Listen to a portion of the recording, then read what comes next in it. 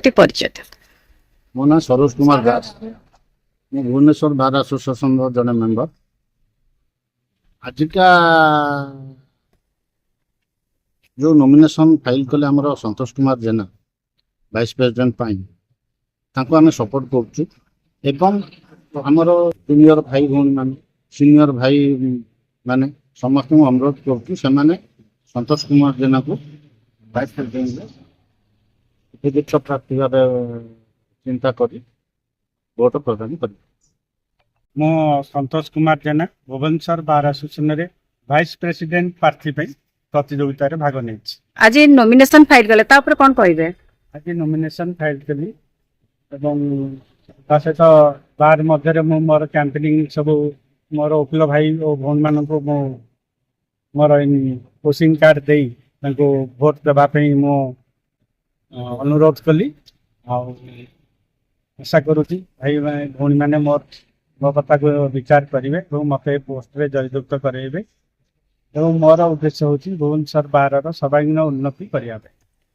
अपन जितला पर कौन कौन लक्ष्य रखिछन्ती आपनकर बार पई करबा पई? मु स्पेशली दुईटा जिनस एम्फासिस दउची।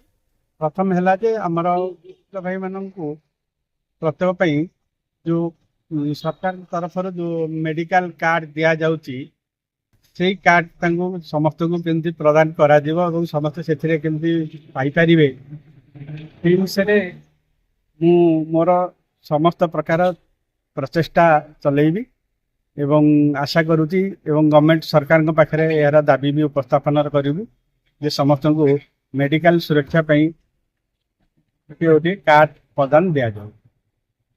धन्यवाद